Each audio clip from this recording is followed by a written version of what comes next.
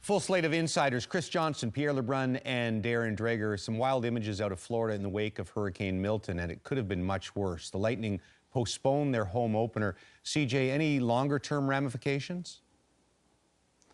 Well, this will be a day-by-day thing. I think it's important to notice that as they postpone Saturday's game, it's not a facility issue. You might have seen the MLB's Tropicana Field. The roof was ripped off. There's no such damage at Amalie Arena. This was more about respecting the region, giving everyone a chance to recover. Obviously, the emergency services personnel to do their work, and obviously just doing what's right for the community. And so the next game is scheduled in Tampa on Tuesday against Vancouver. We'll just see as the days go by where the region is at, if that one can be played. But I will tell you, the Lightning players left earlier this week to Carolina, and they packed heavy just in case they'll be away for a while. All right, on the ice, rough first night for Colorado, but not for Mikko Rantanen, who scores a hat trick in a losing cause against Vegas. How complicated, how expensive is that extension going to be, Pierre?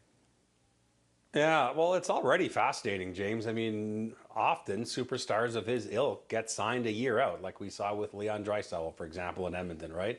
Like we saw with Rantanen's teammate Nate McKinnon a couple of years ago. But in this case, negotiations have yet to produce an extension. And I really don't think that anything is imminent at this moment, James. I think there is a gap here. And, you know, the same agent that did Leon Draisaitl's deal, by the way, for $14 million a year, Andy Scott, also represents Rantanen. And I think some of the same conversations are happening. The cap is going up, the percentage of the cap.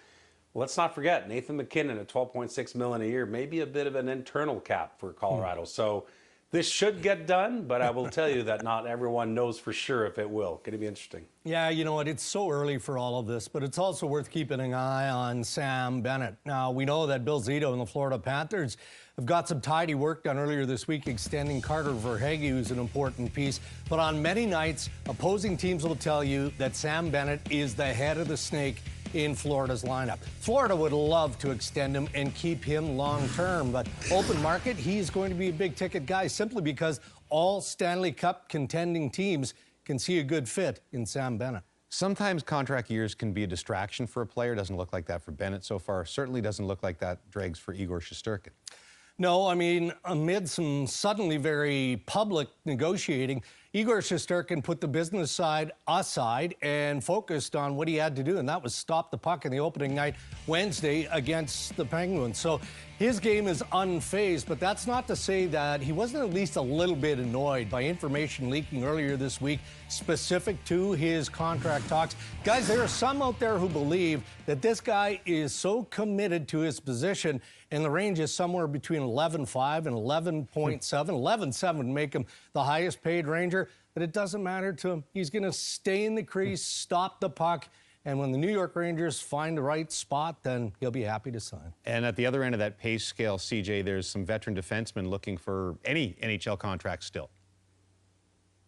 Yeah, specifically Mark Giordano, John Klingberg, and Kevin Shattenkirk in particular. All these guys hope that the league has not passed them by at this point in time. And there's some different situations here with each. You know, in Klingberg's case, he's coming back from double hip surgery in January. He's still a couple months out from being ready, but working very hard towards getting back. Hopes he can do so. Shattenkirk's ready to go today. Pick up the phone, give his agent a call.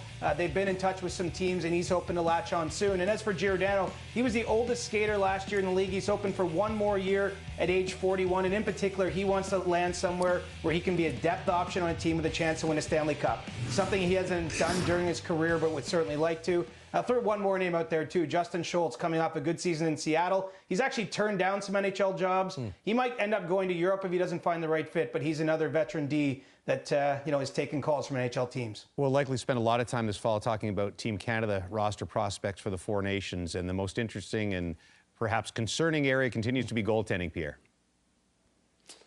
Yeah, Don Sweeney, the GM of the Four Nations Canadian side, didn't quite share that concern when I asked him about the goalie position today, James. And I mean, obviously, what else is he going to say? But he does say that, they like the group that they have to pick from. And Samuel Montembeault had an unbelievable opening night. And one of the things that Don Sweeney said when I asked him about that, they're not going to overreact to great games and bad games day to day here.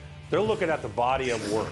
Guys, obviously, that have done things before the season, because there's only 7 weeks of track here to pick the goalies by December 2nd. The other notable thing, once they pick 3 goalies, they're not naming a starter right away. Then they're going to take 2 months to decide who has the hot hand and starts the tournament. Yeah, pick the guy who's the hottest going into the break right before the tournament. Insider trading.